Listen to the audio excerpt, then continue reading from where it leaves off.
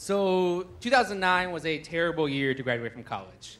So my girlfriend, Anna, was like, hey, want to go somewhere? And I was like, yeah. She's like, want to move to South Korea and teach English for a year? And I was like, yeah.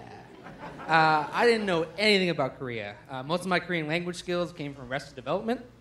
But I was ready for an adventure. So the guy who picked us up from the airport was supposed to take us to our apartment.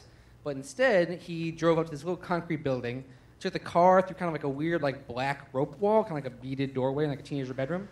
And the building said Motel Maldive on it. And inside was this really short Korean man named TJ. And TJ was the principal of my school, and he was there to tell us that our apartment wasn't ready, and that Korea was going through a swine flu scare, so we had to be quarantined for a week from interaction with children. And he arranged for our quarantine to be spent in the Motel Maldive. I thought it was weird how tiny the lobby was, and I didn't really understand why there was a big basket of like toothbrushes on the check-in counter. But I followed TJ back to our room, and it's this narrow hallway with black walls and like red bordello-style lighting. And he opens the door, and it's a really small room. It's a bed and a computer and a giant TV. And there's not enough floor space for our 9 bags we have for a year, so we're stacking them up. And while we're stacking them, Anna's like, so there's a glass door in the bathroom. I'm like, yeah, and are those condoms next to the shampoo? And then it all comes together. The lights, and the door, and toothbrushes. And this hotel is not made for living. This is a love motel, and it is strictly for frisky business. And TJ has arranged for us to stay there for a week, and this hotel normally rents by the hour. And you can technically sleep there, but it's like sleeping in airports. Everyone who's flying is going to look at you funny, and you're not going to feel comfortable. So TJ says, let's come see the neighborhood. And we're like, yes, get us out of this sex closet. So we go out and through the rope wall and around the corner and a couple doors down. And TJ stops at the mouth of this alley, and he starts giving this like introduction speech. And I'm like crazy jet lagged and tired. So the only part I catch is when he's like, have you seen the movie where the police officer is also the teacher? Kindergarten Cop with Arnold Schwarzenegger? I love this movie. I think he is best role model for teacher. Fun, but strong. Terrible advice. But I don't care because I'm too tired. And then TJ points down the alley, says, lots of restaurants down here, and he bows and he leaves. And Anna and I are left in this like swirl of neon and motorbikes and like millions of people. And all we can do is focus on like one thing, and that one thing is finding a restaurant with pictures on the wall. So the only thing we can do is like point at something and it eats that thing.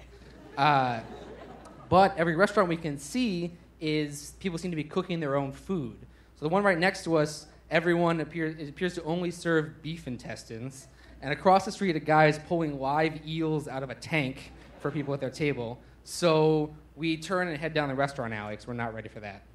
I'm walking down this alley, and every place seems to have seafood tanks outside. So I go look in one. It's got fish and it's got squid, but it's also got these big like laundry baskets of like these red and orange blobs.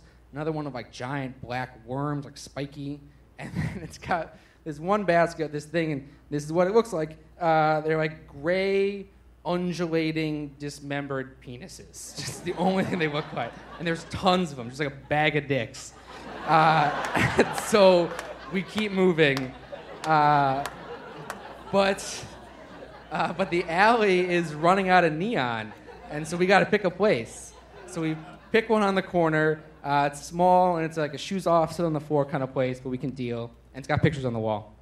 So we go in, we bow, we sit at our table, and the waitress comes. I just turn like an idiot and point at the big picture of like spicy stir fry, I think, with maybe like squid. She nods, and immediately 10 dishes we did not order show up at the table. I'm freaked out. But Anna's on her homework. She's like, don't worry about it. Koreans are not into appetizers. You get free side dishes instead. Awesome. So there's kimchi, and there's like sticky black beans and brown jello. And there's one thing that looks like just big hunks of apple and like a Paula Deen quantity of mayonnaise. And surely that couldn't be it. But then Anna takes a bite and is like, oh yeah, that's just apples and mayo.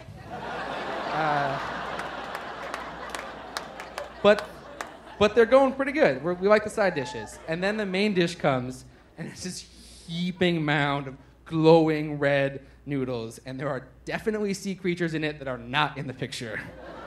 And they're not the ones from down the block, but they're these like green balls, and they're all throughout. And Anna picks one up and looks at it, gives it a nasty look, puts it in her mouth, and as soon as she bites down, her eyes like pop out of her head. She chews and goes, "It exploded." Turns out these are like the equivalent of like sea gushers, and that when you bite on them, they explode like liquid guts into your mouth. So I'm avoiding the green balls, but we're both like dripping sweat. It's so spicy. And 10 minutes in, we like call it and just put down our chopsticks and like wave to the waitress, and are like shamed by how much food she takes away. And we pay and we run out of there and we go down the neon alley and around the corner and through the creepy rope wall and into our sex closet. And then Anna starts to just like cry and shake. And in between the sobs, she's saying like, "I just can't do it. I can't." And I'm saying all kinds of comforting words, but I'm thinking like, what if we move to a country where we can't feed ourselves? This whole adventure is gonna fall apart and be terrible. So I try and turn on the TV to calm down, but it's all Korean game shows or porn. So we turn it off and just pass out. And jet lag wakes us up, before the sun has a chance. I don't want to risk turning on the TV again, so we just get up and we go for a walk. We pass the place where TJ gave us the little speech. And 2 doors down is this little wannabe Parisian bakery. And I open the door and it dings, and instantly 4 Korean all say hello to me. And then laid out in front of me is like a food dream. It's dozens of pastries with English translations.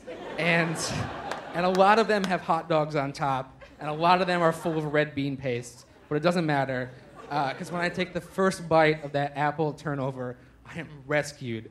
And we saved it. This place is wonderful. We go every day during our quarantine. And eventually we because we know this place is so close, we start having the courage to explore the cook at your table places and the soup places, and then months down the road we have a great night at the beef intestine place. And then later when my dad comes to visit, I put him up in the Love Motel just for old time's sake. Thanks.